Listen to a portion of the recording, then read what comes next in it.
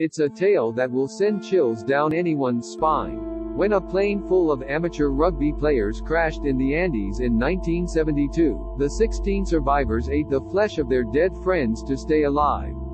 Speaking to the Sunday Times on the tragedy's 50th anniversary, survivor Carlos Paez said it was their duty to travel the world and explain the grim story of their 72 days in the freezing mountains.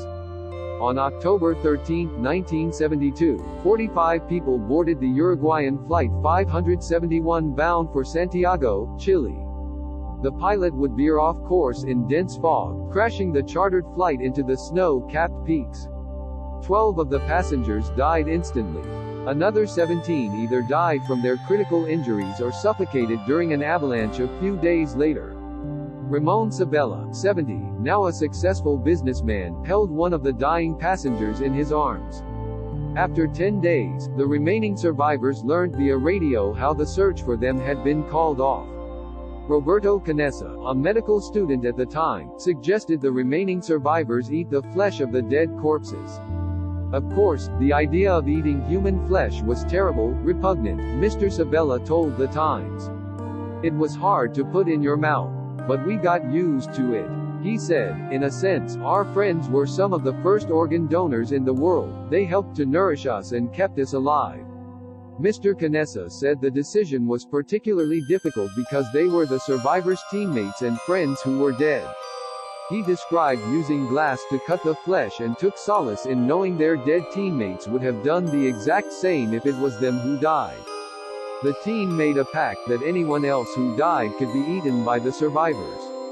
Mr. Canessa and Fernando Parado decided to head off and find help after 2 months of being stuck in the mountains.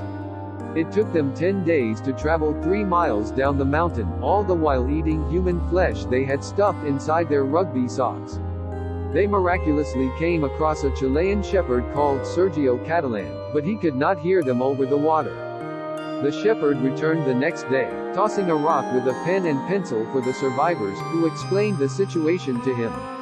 The shepherd rode 100 miles to alert the authorities. A helicopter was sent to rescue the remaining survivors, who had lost over half of their body weight. They took us to hospital in Santiago. I remember the joy of that first hot bath, Mr. Canessa said. The survivors are listed as Roberto Canessa, Fernando Parado, Carlos Rodriguez, Jose Algorta, Alfredo Delgado, Daniel Fernandez, Roberto Franchos, Roy Harley, Jose Inciarte, Alvaro Mongino, Javier Methel, Ramon Sabella, Adolfo Straub, Eduardo Straub, Antonio Vicentia and Gustavo Zerbino. Many of them have gone on to do incredible things, including Mr. Paez, a grandfather of 5, who travels the world as a motivational speaker, telling the story to everyone. Mr. Harley went on to become an engineer in the U.S. and retired aged 70. Gustavo Zerbino used his experience to bolster Uruguay's rugby scene and won 12 Uruguayan championships in 14 years. He is credited for his country's first rugby victory against Chile. Mr. Canessa won a British Council scholarship to study at Guy's Hospital in the UK and is a distinguished pediatric cardiologist.